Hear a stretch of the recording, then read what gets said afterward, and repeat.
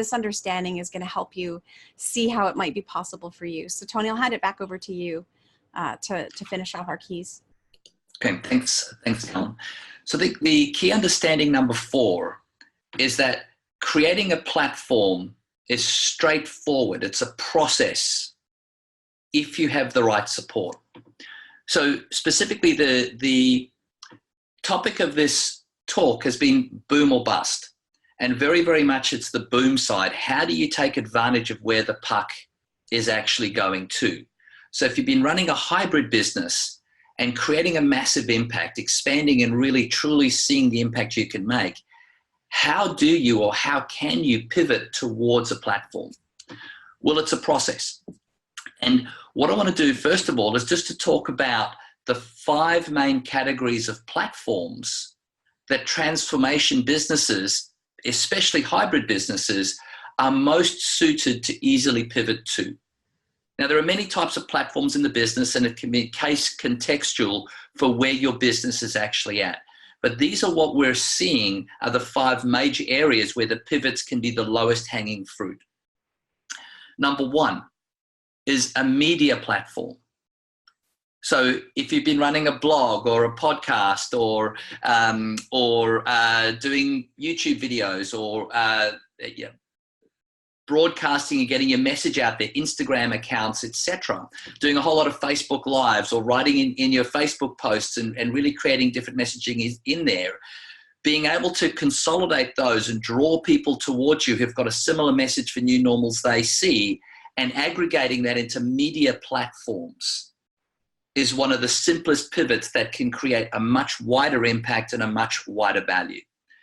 Examples of that is seeing things like BlogHer, that started aggregating a whole lot of the female bloggers on the planet. That's now there's over 55 million readers a month that actually come across to that consolidated platform. YouTube started that way in many ways. It's creating a platform that videos can actually be posted up on. It's the infrastructure to allow that visibility to go up.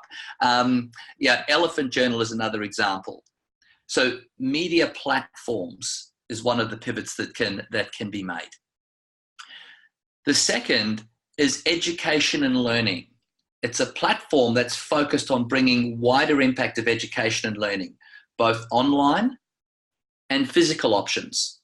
In our space, the online is the easier pivot, but let me give you a couple of examples. You're seeing companies like Mind Valley do that. Masterclass is one of the newest iterations that's using celebrities to bring micro courses out. Udemy, Coursera, Gaia around yoga that Justin mentioned a little bit earlier. So moving and expanding your infrastructure to move into an education platform is one of the simpler pivots as well. The third area is certification or licensing platforms. I saw one of the posts a little bit earlier that said, how do you differentiate when there is so much competition? And it can be through standardization and setting a quality standard that becomes known as the minimum standard to seek when you're looking for an expert in that area. Think about all the major areas. Again, medicine, real estate. Somebody can't go out and sell real estate unless they're licensed and certified. If any of the financial services, even now a whole lot of the allied health areas are going that way with chiropractic, acupuncture, etc. Moving and starting to consolidate what is the standard. And that starts with training trainers in your methodology and or licensing others to teach it is usually the area where it starts. And then that moves towards setting an industry standard as a second move. So it's licensing your methodology and working out best practice from there.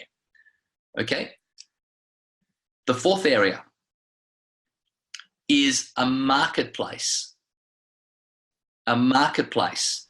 This is where buyers and sellers can meet. If you look within our space right now, any of you that are part of Facebook groups or looking at some of the chats, how often do you see people saying, does anybody know somebody who's good at this? Or somebody else saying, hey, can you refer me to my clients? Or trying to position their profile in a very inefficient way. A marketplace allows you to help buyers and sellers meet. Okay, for example, you've used the bigger ones, Amazon.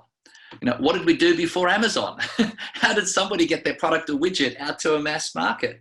Amazon came out, started in a small way, and then expanded now towards the place where it actually ripples countries when it moves into it and can disrupt industries.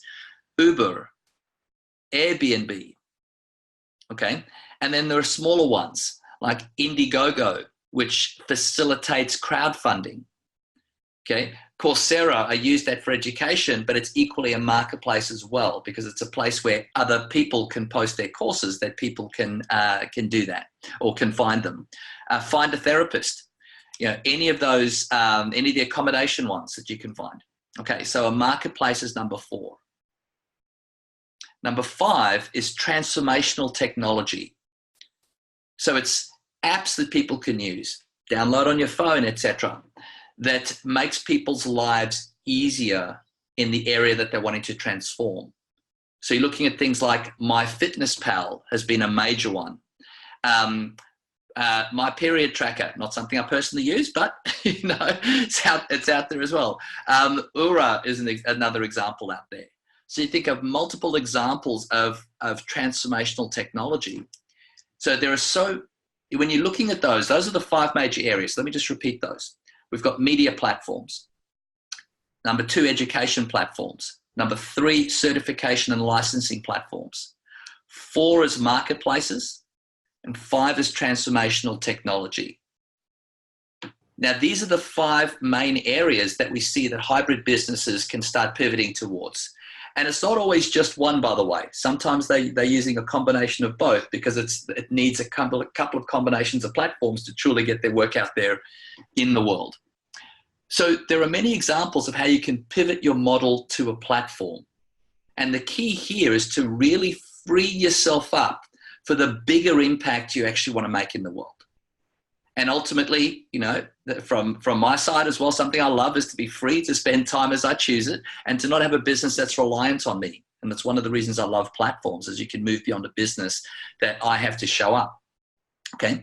More financial stability, more security longer term, and a big for me is more ability to truly leave a legacy with your work. Having a business, a platform that can live beyond you when your chapter with it is actually finished.